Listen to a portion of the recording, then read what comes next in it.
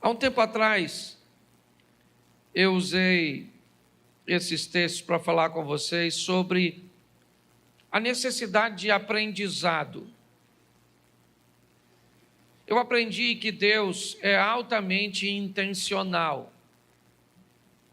Todas as vezes que vemos alguma coisa que Ele criou, há sempre um propósito muito claro diante daquilo que Ele faz.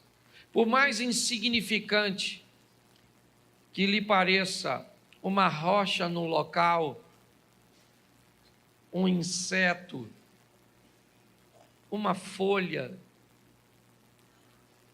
tudo aquilo que Deus faz, antes de fazer, por trás está uma intenção, um propósito a ser alcançado. Se nós entendemos que o êxito de Jesus, ao passar por esta terra, tinha a ver com a intenção daquilo que ele fazia, ele era alguém que não fazia nada por acaso, sempre atendia a uma agenda, um cronograma, e por isso ele obtinha sucesso. Nós estamos num culto de campanha, eu estou voltando de Israel, e todas as vezes que eu me deparo com uma situação de aprendizado, eu procuro retirar o máximo possível. E do guia que estava comigo, ele me disse algo, apesar de não ser cristão, ele me disse que o êxito de Jesus estava em sempre fazer as coisas para os outros. Basicamente, você só vai encontrar uma oração feita por Jesus em prol dele mesmo. Se possível for, aparte de mim este cálice. Todas as outras coisas que ele fazia, sempre estava focando outras pessoas. Até para seus algozes, aqueles que o estavam crucificando, ele diz: Pai, perdoa, porque eles não sabem o que fazem. Era sempre para curar alguém, para ressuscitar alguém, para libertar alguém, para mudar a vida de alguém, porque me parece que a receita do sucesso de um indivíduo é melhorar a vida do outro indivíduo. Quanto mais focado eu tiver em melhorar a vida das pessoas, provavelmente mais êxito eu vou ter. Quando eu olho para uma vida que só pensa em si mesmo, parece que ela está desconectada com Jesus, porque o propósito sempre foi o próximo. Mas eu quero que você entenda que as adversidades, elas sempre farão parte da nossa vida. E nós vamos precisar aprender com elas. Porque quando eu aprendo, não apenas eu mudo a minha vida, mas eu mudo a vida das pessoas que estão ao meu redor. O tema da minha mensagem é aprendendo com as tempestades. Porque durante as tempestades, você vai se deparar com duas situações, ou com vítimas, ou com pessoas fortes. Todas as vezes que você enfrenta uma oposição, todas as vezes que você enfrenta uma adversidade, das duas uma, ou você sai dela como uma vítima, como alguém que sofreu consequências danosas, como alguém que saiu prejudicado, saiu infeliz, saiu ferido, ou você sai como alguém que saiu mais forte, mais preparado, mais habilitado. Então, todas as adversidades que vêm, elas trazem consigo, e aqui eu separei 4, que eu vou tratar como tempestades, como ambientes que geravam desconforto para aqueles que estavam vivendo. Vai ser rapidinho. Coloca para mim na tela Jonas, capítulo de número 1, verso de número 4. Vai aqui a primeira lição. Jonas 1, 4.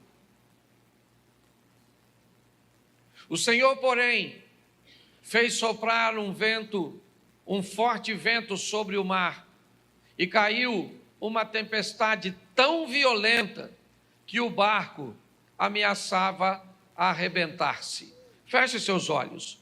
Senhor nosso Deus e Pai, em nome de Jesus, eis aqui a tua palavra. Continua falando conosco e usa-me, ó Deus, como um canal de bênção nesta hora. Pelo poder do nome de Jesus, é o que eu te peço. Em nome de Jesus. Amém. Glória a Deus. Amém? Amém. Eu acredito que esse é um texto muito conhecido, porque é a história do profeta que resolve desobedecer a Deus e fugir. Ele não está muito interessado em fazer o que Deus está mandando, porque o que Deus está pedindo ao profeta não é aquilo que ele quer fazer.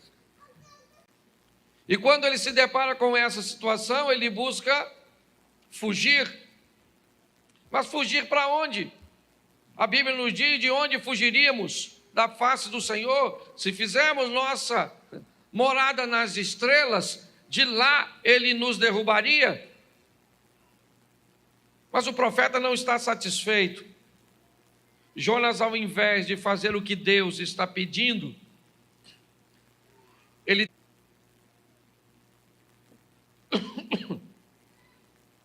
Mas preste atenção. Todas as vezes que alguém resolve desobedecer, ele precisa estar preparado a lidar com as consequências da desobediência. O que normalmente nós temos tendência a chamar de castigo. Eu tenho falado isso muito para a igreja. Utilize as palavras certas, as colocações certas, e provavelmente,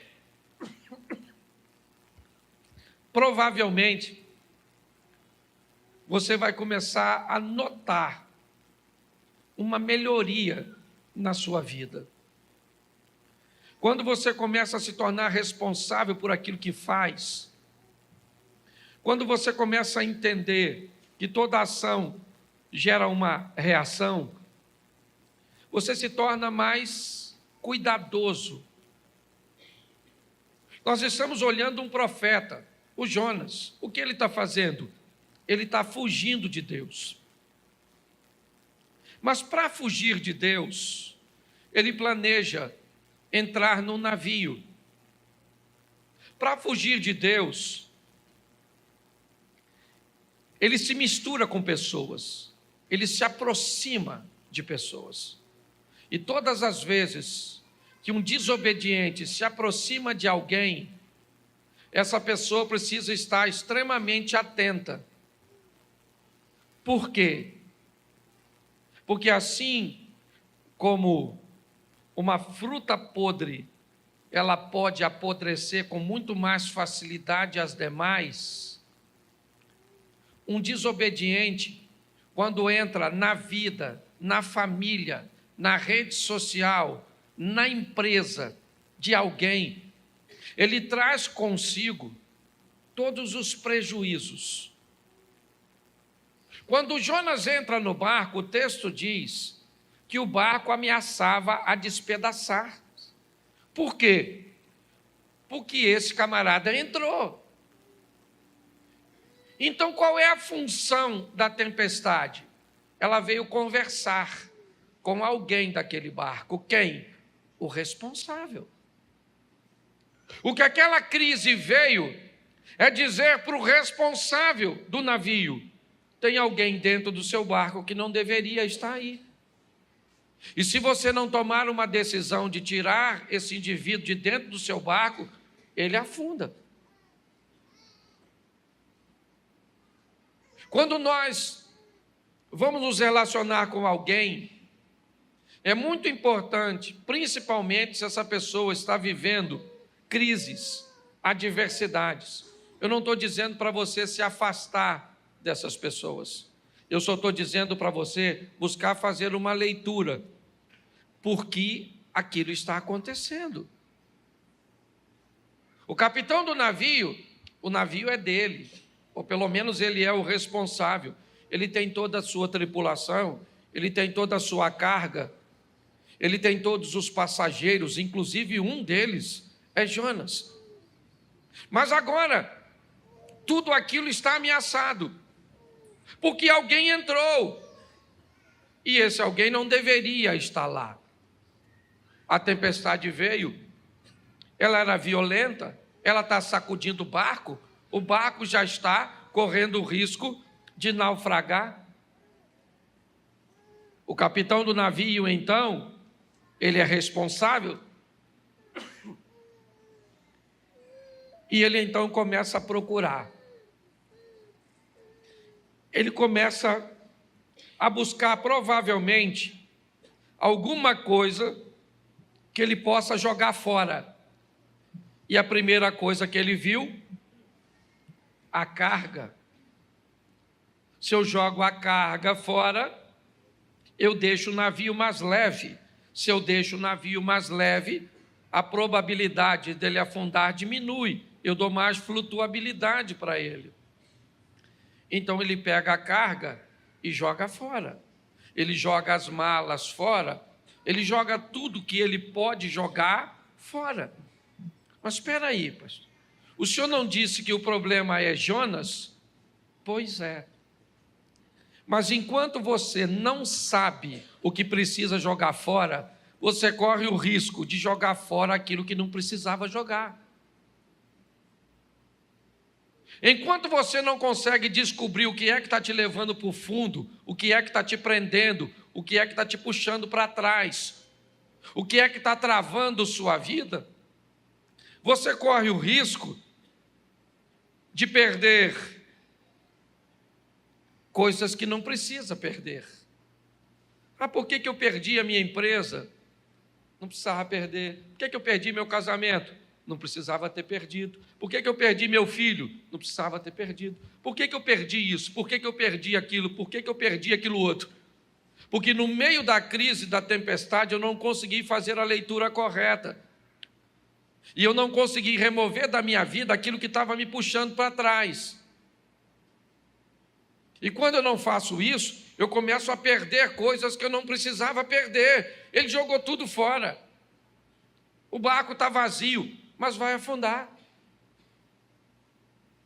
Quando de repente, ele vai no porão do navio e se depara com Jonas, um homem dormindo. Ele não sabe quem ele é.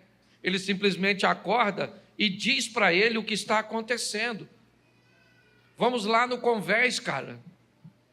Você não está notando que esse barco vai afundar? Vamos embora, vai clamar o seu Deus. E quando ele puxa Jonas para o convés, preste atenção, eu já falei isso aqui.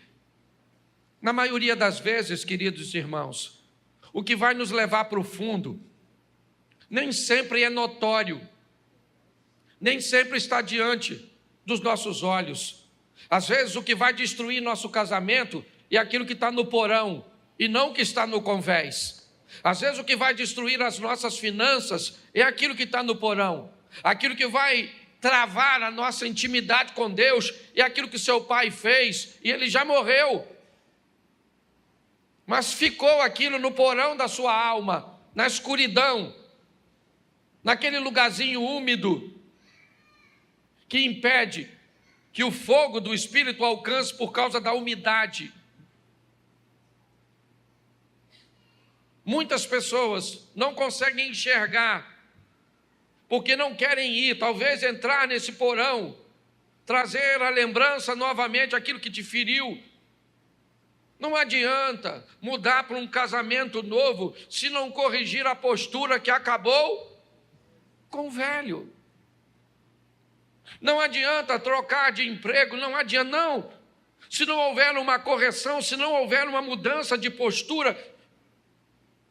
E muitas vezes as pessoas não conseguem entender. A crise chegou, o desemprego chegou, o problema chegou, o que ele é uma tempestade. E qual é a função? Denunciar. dizer para você: muda. Dizer para você: reveja seus valores, seus conceitos, reposicione-se. Mas não, pessoas mudam de ambiente, mas continuam com a mesma postura. A nossa proposta de recomeçar aqui como igreja não tem a ver. Desculpa que eu fiquei basicamente 11 dias falando todos os dias, 4, 5 vezes por dia. Por isso que a voz está assim, a garganta está desse jeito. Então, quando nós olhamos para essa situação, o que nós vemos? Uma tempestade, o que ela quer? Ela quer dizer para o capitão do navio: cara, joga Jonas fora, tira da sua vida isso. Isso o quê? Eu não sei. Eu sei o que eu tenho que jogar fora da minha vida. Aliás, tem coisas que eu nem sei. Eu preciso de uma revelação de Deus, de uma avaliação, para descobrir o que eu tenho, sabe? O que eu tenho que tirar da minha vida para esse desejo por esse tipo de coisa sair do meu coração? Quem é que eu preciso remover de meu ciclo de amizade que pode estar trazendo para mim esse tipo de comportamento? O que é que eu preciso trazer ou retirar do meu casamento para melhorar meu convívio com minha esposa? Eu preciso entender que essa tempestade aqui de Jonas, ela é uma tempestade que vem para denunciar, ela vem para dizer: ô, cara, entra aí na sua vida, vai lá no porão, vasculha, pare de perder o que você não precisa perder, pare de jogar fora o que você não precisa. Invista um pouco de tempo para vasculhar a sua vida à luz da palavra de Deus e descobrir quem participa, quem não participa, o que eu devo fazer, o que eu não devo fazer, porque muitas tempestades e crises têm apenas um propósito: denunciar. Tira, quanto mais rápido você tira. Presta atenção, cadê o Jonas? Joga o Jonas fora, a tempestade está aí, eu jogo ou não jogo? Presta atenção, o Jonas falou, o problema sou eu. Ele falou para o capitão, está no texto, depois você lê, mas ele não pulou. Porque ele poderia falar: gente, ó, o problema da tempestade sou eu, fica tranquilo que eu pulo. Mas não é função do problema sair da sua vida. É função sua dizer: eu não quero você aqui. Somos nós que temos que decidir. O capitão do navio fica com medo de jogar. É lógico que ele está com medo, ele está desconfortável. O que ele está pensando? Se a vida desse cara é tão preciosa para causar tudo isso, se eu jogo ele fora, corre o risco do barco afundar. Porque às vezes você fica com medo de terminar o namoro, porque já está numa idade avançada. Pastor, se eu termino, como é que eu arrumo outro? Ruim com ele, pior sem ele. Pastor, esse emprego é a única coisa que sobrou. Pare de andar por segurança e comece a viver por fé. Entenda que Deus quer o seu melhor. Fale com ele: Senhor, quem é esse miserável do Jonas que está na minha vida? Troca o nome. Talvez não seja Jonas, seja Roberto, Antônio, sei lá. Eu não sei quem é a pessoa, eu não sei. Talvez seja o Cláudio. Não eu. Quem é? Ah, pastor, meu pai. Seu pai? Sério, pastor. Sabe? Ele fez algo comigo que eu nunca esqueci. E por que ele não pede perdão? Porque morreu. Então não vai pedir mais. Então, pastor, mas eu não consigo esquecer. Então morre. Logo. Porque você tira isso do seu coração, não tem jeito, gente. A postura dos outros não pode determinar a felicidade que você vai viver com Deus. Então está assim de gente vivendo crise que vem para dizer para você: joga esse Jonas fora. Acaba com essa sociedade, acaba com essa amizade. sai desse grupo de internet, não se mistura com esse tipo de gente na igreja, porque até na igreja tem gente ruim. Não é você, mas tem. Tem um povo ruim. E eu gosto dessas mensagens de denúncia. Quando a crise vem, eu pergunto: quem é? Onde é que está? Fala comigo. Senhor, me ajuda. Às vezes é coisa que eu estou lendo, é gente que eu estou andando, e aí eu tenho que falar, ó, não ando mais. Não preciso falar com a pessoa, lógico, eu só não ando mais. Porque não faz bem para mim, dá para você entender isso? Então fala para quem está do seu lado, procure o Jonas. Isso aí. Segunda tempestade. Marcos capítulo 4, verso 37. Bota Marcos 4, 37. Levantou-se um forte vendaval, e as ondas se lançavam sobre o, de modo que esse já ia se enchendo. Presta atenção aqui, outra tempestadezinha. Que passagem é essa? É aquela que Jesus falou para os discípulos: vamos dar um pulinho lá do outro lado. Que ele vai lá em Decápolis libertar o malucão lá pelado, o gadareno. Lembra disso? Se não lembra, vai ler, porque está escrito aí. Não sou obrigado a falar tudo. Presta atenção, Jesus está indo, pegou seu discípulo e botou dentro do barco. O discípulo está pensando o quê? Beleza aí, Jesus está com a gente, moleza, hein? Moleza nada, que ele foi dormir. E o barco não era motor. E o discípulo, nossa, chamou a gente para ir, mas está deitadinho. Mas vamos embora. E quem é que vem? Tempestade. Se tem uma coisa que para crente é com fartura, é tempestade. Mal termina uma, já entra outra. Eu não. Parece que a gente vive num turbilhão. Porque todas elas trazem consigo seus ensinar. A primeira tempestade vem como uma tempestade que vem denunciar. E essa agora, não tem nada de denúncia. Jesus está lá quietinho, dormindo, e lá vem a tempestade. E sacode para lá, e sacode para cá, e balança para cá, e balança para lá. Um olhou para o outro e falou: nós vamos morrer nesse troço. E ele vai morrer dormindo. Porque nem vê vai. Nós vamos morrer. Jesus disse assim, ó, passemos. E eles estão falando, vão morrer. Qual é a diferença entre ele e nós? Nada. Ele diz que nós vamos, vem. Mas o que a gente diz? Está difícil, hein? Não, estou numa luta, menino. Tem gente que parece lutador de UFC. Quando não está lutando, está treinando. Mas é todo dia apanhando e machucando. Olha só, você está rindo, cuidado, pode estar rindo de tudo. Mas olha que coisa engraçada. Os discípulos estão lá e de repente eles vão lá chamar Jesus. Ele falou: mestre, falar uma coisa para o senhor. Deu ruim. Porque olha só, nós vamos afundar. Já está decidido. Nós vamos afundar. Jesus levantou, falou para o vento: cala a boca. Ô mar, menos. Marola. Piscina. O vento aquietou. Os caras que andavam por Jesus ficavam olhando um para o outro, falando assim: quem é esse?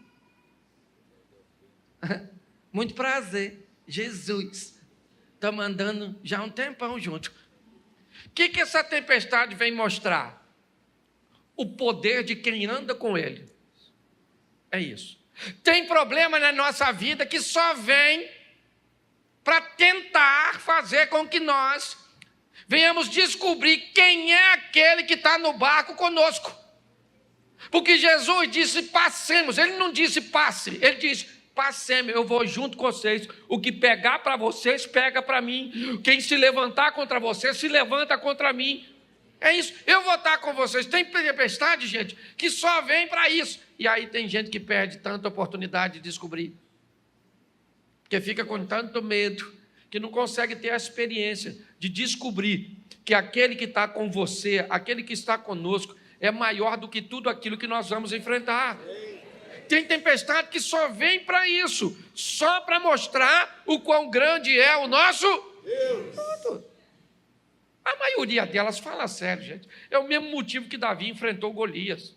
Por que Davi enfrentou Golias? Sabe por quê? Porque ele matou leão e urso. Foi por isso. Ele falou para o Saul que foi por causa disso. Saul falou: garoto, deixa eu falar uma coisa para tu, não vai rolar. O cara é grande, tu notou que o cara é grande? Guerreiro, grandão, fortão, o cara tem escudo. O que tu tem? Uma tiradeirazinha. Davi falou: não, peraí, vou falar uma coisa para o senhor aqui.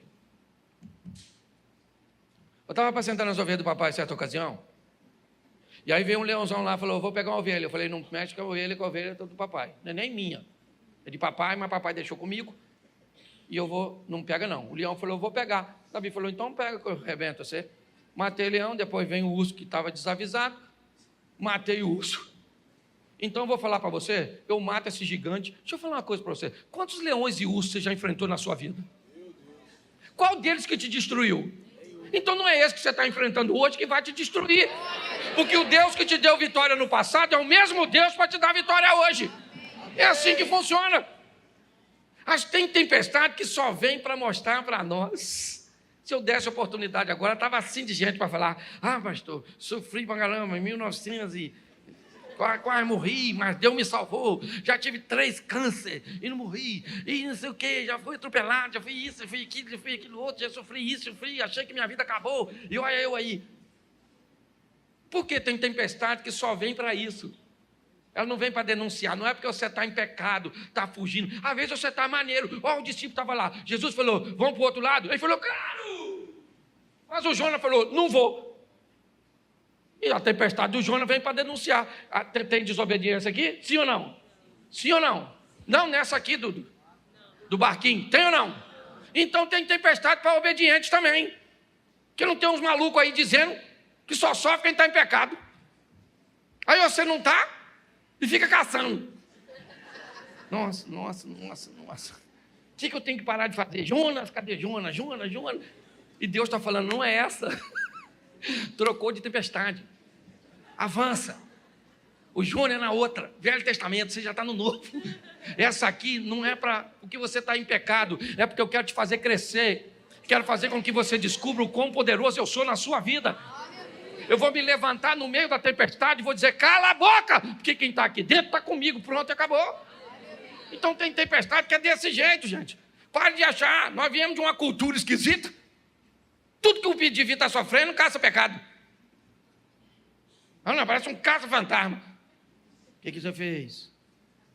Eu não estou desempregado. Desobediência. Você não é dizimista. Rapaz, não sou agora, porque estou desempregado. Mas... então tem alguma coisa, abre esse coração, que pecado tem? E você sai caçando: cadê Jonas? E Deus diz: não é Jonas, meu filho. Atualiza essa mente sua. Está assim de gente. Então tem tempestade que é desse, tá um montão de gente. Eu, por exemplo, tenho um montão de tempestade que eu já enfrentei, que era só para demonstrar o poder, mas também tem umas tempestades que era para tirar o Jonas. Já tirei muita gente da minha vida. Louvado seja Deus. Estou falando sério. Ó, eu trabalhava numa empresa que, se Deus não me mandasse embora, eu estava lá até hoje. Pensa num lugar que eu gostava. E pagava 3 salários. Oh, que beleza. Criei minha família com 3 salários. Era uma maravilha. Mas Deus precisou tirar aquilo. Aquilo era um Jonas que atrasava a minha vida. Quando me mandaram embora, pensa num cara chorando. Meu Deus do céu, o que vai ser da minha vida? Eu imagino Deus olhando. Você é uma besta mesmo. Se olhasse o que eu estou preparando. E eu lá, cheio de medo. Então não tem jeito, não. Tem que aprender com as tempestades, tem que aprender. Tempestade não vem só para desobediente, não. Os caras estavam lá, Jesus falou: vamos, ele falou: vou. E Jesus foi fazer o quê? Dormir. Não podia estar acordado. Que aí eles falavam logo lá: Jesus só mandou não havia a tempestade. Jesus falava de longe: raja fora. Mas não, a tempestade chegou e tal. E ele não acordou, devia estar todo molhado. Para mim ele estava acordado, estava fingindo. Para mim estava. Que se o barco já está enchendo, quase afundando, como é que ele vai estar dormindo? Eu imaginei ele lá. Alguém falou, acorda, Jesus. Só abriu o olho, falou, qual é? Hoje nós vamos morrer. Ele vai morrer nada, rapaz. Espera um pouquinho que eu vou falar com você. Quem é o problema? O vento? Ô vento! Cala a boca. Ô mar, fica quietinho. E os discípulos falaram, quem é esse? Que até tem gente 40 anos andando com Jesus. Quando Jesus faz alguma coisa, diz, quem é você? Nossa, sou um seu amigo novo. Acabei de chegar agora. Então aprenda a viver. Tempestade, fala para quem está do seu lado, tempestade também vem para obediente. É isso aí. Vamos para a terceira tempestade? Mateus 14, 24. Isso não define muito uma tempestade, mas um ambiente bem inóspito. Mas o barco já estava a considerável distância da terra, fustigado pelas ondas, porque o vento, soprava contra... Presta atenção. Na tempestade anterior, Jesus disse, passemos para outra margem. Sim ou não? Nessa, agora Jesus falou, vão vocês que eu vou depois. Por isso que o texto diz que Jesus obrigou, compeliu, insistiu, mandou, porque os caras não estavam a fim de ir. Se da outra vez com ele foi ruim, agora sem ele, pastor, por que agora Jesus não vai? Porque é outra lição. Tem lugar que ele vai contigo, tem outra que ele diz, vai você, que eu vou depois, para ver o que você é capaz de fazer. Foram lá.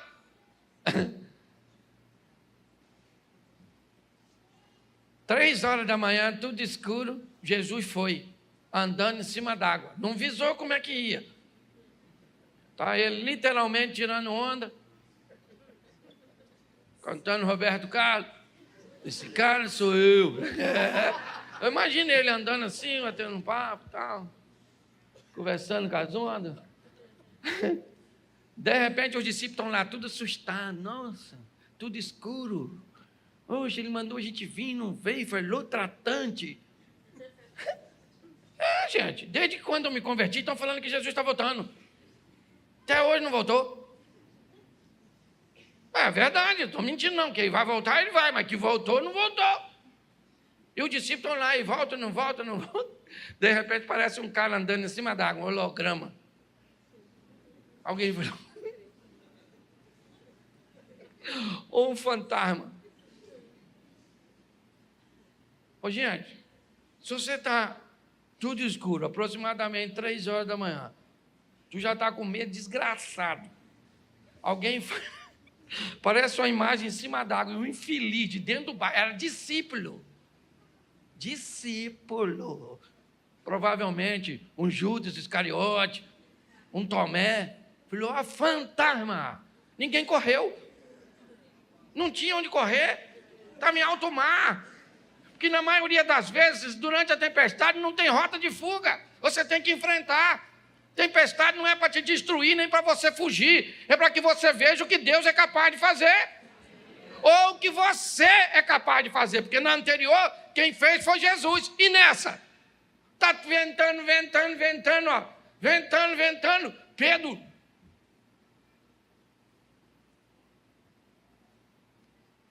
Aí, é Jesus mesmo? Pô, deixa eu andar em cima d'água. Pô, tô afinzão de andar, tá vendo ele? É ele mesmo, né? Eu vou aí. Porque tem tempestade e crise que não é para Deus agir. É para você agir e experimentar o que ele pode fazer.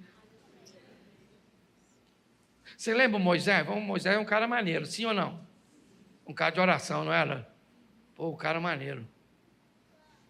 Quando o faraó vem pegar ele, ele vai orar. O joelhinho dele, Senhor. Deus falou assim, melhor levantar, filho. Que o faraó já está chegando. Você não tem um negócio aí na mão? Toca aí, meu filho, vai embora. Tem a ver comigo não, tem a ver com você. Muitas crises que nós estamos vivendo, elas só vêm porque Deus quer criar em nós um poder de reação. O que Deus está querendo dizer é, acorda, Pare de pedir para eu fazer alguma coisa, porque o que tem que fazer, eu já fiz, eu dei a garantia para você. Agora está na hora de você agir.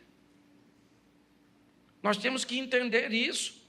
Essa é uma tempestade que vem para que Pedro, e eu gosto disso, porque ele é único. Tem 12 camaradas dentro do barco, mas só ele vai sair. Isso é bem legal.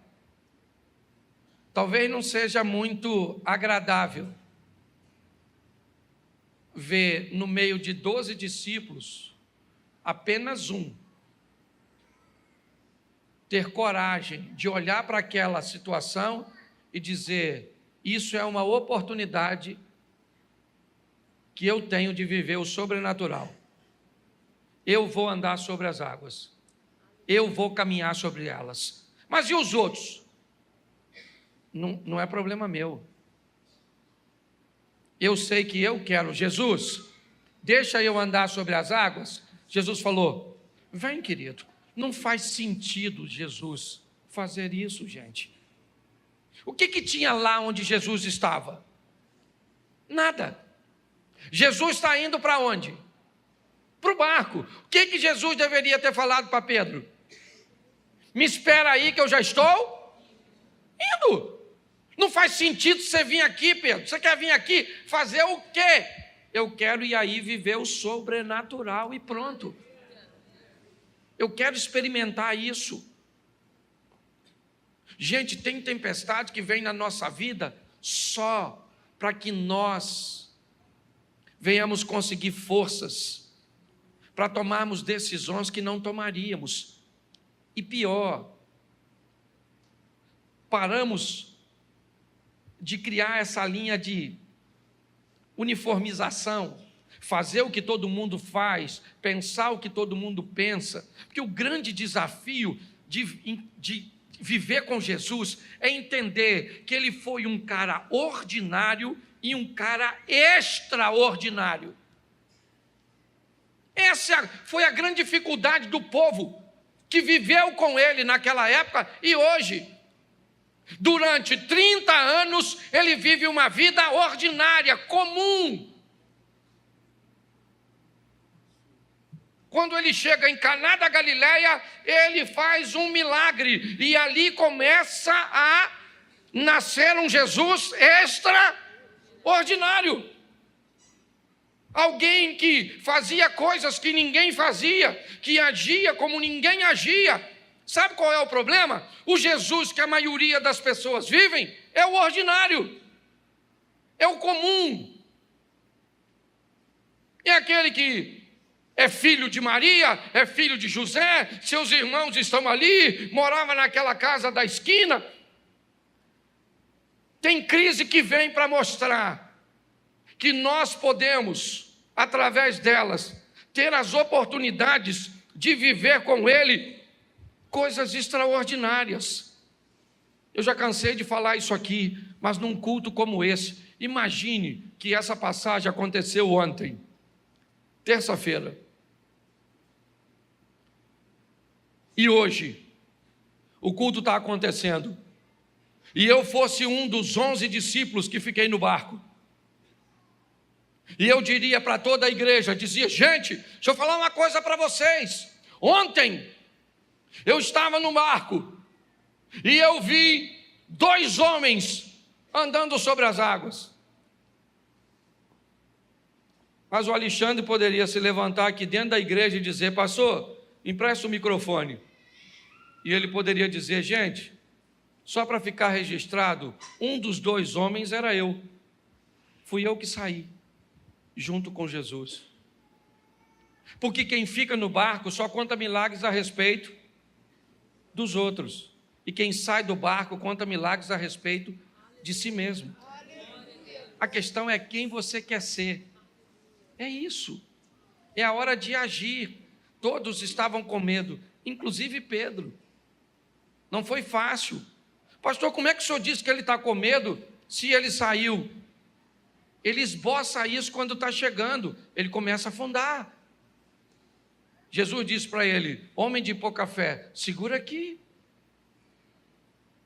Então a terceira tempestade, ela vem como uma oportunidade de nós fazermos. A primeira é uma que denuncia, joga fora aquilo que está te levando para o fundo. A segunda é aquela que te dá a oportunidade de ver Deus agir a seu respeito. A terceira é aquela que dá a oportunidade de você agir a seu respeito. É assim. E agora, a última é Atos dos Apóstolos. E eu deixei a pior por último. Capítulo 27, verso 18. E depois do 18, nós vamos ao 41 e o 44. Vamos ao 18 primeiro. No dia seguinte, sendo violentamente castigado pela tempestade, começaram a lançar fora a carga, o mesmo padrão da primeira tempestade, trazer alívio. Coloca para mim o 41. Mas o navio encalhou num banco de areia, onde tocou o fundo. A proa encravou-se e ficou imóvel, e a popa foi quebrada violentamente das ondas, ou pelas ondas. Verso 44, outros teriam que salvar-se em tábuas ou em pedaços do navio. Dessa forma, todos, quantos? Todos. Chegaram a salvo em? Presta atenção na quarta tempestade. Ela foi a que durou mais tempo. Nesse navio está o apóstolo Paulo. Fizeram manobras, esconderam-se atrás de ilhas, esperaram alguns dias para ver se a tempestade cessaria. Ela não cessou. Quando tentaram navegar um pouco mais, nós vimos que o navio encalhou e as ondas nele encalhado começaram a bater de uma tal forma que ele se rompeu. Bom, o navio do capitão, ele jogou Jonas e foi embora em direção a Tarsis, a Espanha. O barco de Marcos, capítulo 4, a partir do verso 35, Jesus repreende o vento e o mar e fica tudo certo. Mateus 14, a partir do 22, é a terceira tempestade, onde Pedro anda sobre as águas. E assim que Jesus pisa no barco, o vento vai embora. Mas a última tempestade não foi legal para o barco. Ele naufragou. Ele se despedaçou. Mas o texto diz que as pessoas que estavam no barco, presas aos destroços, conseguiram chegar na areia e ninguém morreu. A Bíblia está me dizendo que tem tempestades que não adianta jogar fora, que o Senhor não vai se levantar para acalmá-la, que não é a sua decisão assertiva que vai fazer ela passar, porque ela vai afundar.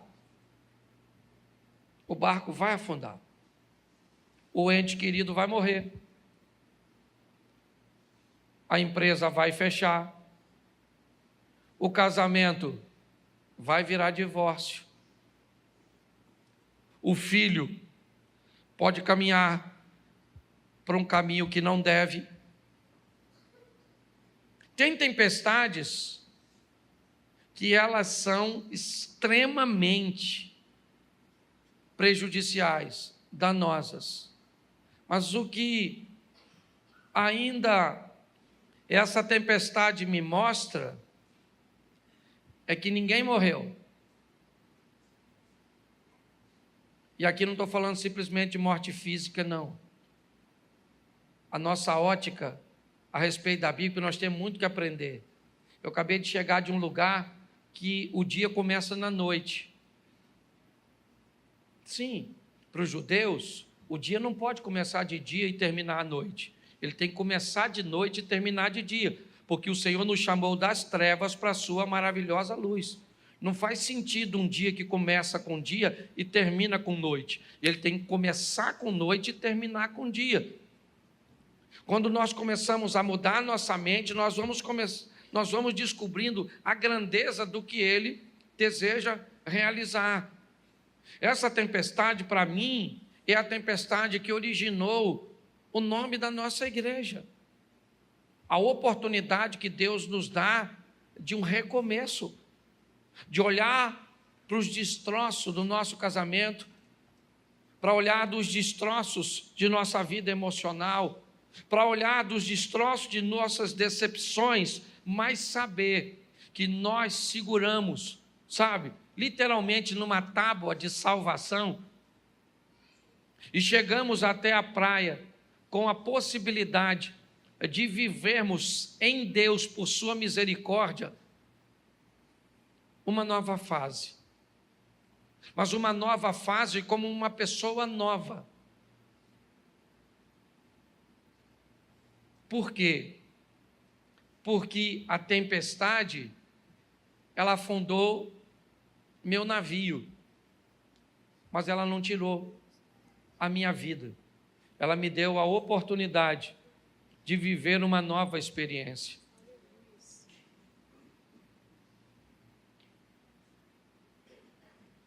É muito importante nós entendermos isso. Uma nova oportunidade concedida, antes de ser aproveitada, irmãos, é preciso que faça uma revisão no que aconteceu para que nós vivenciássemos isso. Foi isso que tirou Ezequias do buraco. Por que é que nós estamos aqui? Porque nossos pais viraram as costas para Deus, apagaram a lâmpada, não queimaram incenso nem ofereceram holocausto ao Deus de Israel. Agora eu estou resolvido a fazer uma aliança. Eu quero uma nova oportunidade, mas para tomar uma postura diferente. Vamos sair daqui primeiro para fazer uma leitura. Que tempestade eu estou vivendo? Eu não vou pedir para você levantar a mão, mas a maioria de nós sempre estamos envoltos numa tempestade. Pastor, eu acho que a minha é a oportunidade de achar o Jonas, que aliás, até tem gente que já sabe quem é, ou onde o Jonas está, mas tem medo de jogar ele fora. Outro já diz, nada pastor, essa aí é porque Deus vai se levantar a meu favor. Beleza, você vai ver a mão de Deus. Pastor, a minha eu acho que não tem nada a ver com Deus, que eu estou esperando Ele agir há tanto tempo, que hoje eu descobri que quem tem que agir não é Ele, sou eu. Ô pastor, a minha acabou com o meu barco. Eu garrei numa ripa, não foi nem numa tábua. Só tinha um pedacinho. Pois é, eu não sei, eu só sei de uma coisa. Você não está nesse mundo para perder. Amém. Você veio aqui para ganhar. Amém. Posso ouvir um amém? Amém. Isso aí, nós viemos aqui para ganhar.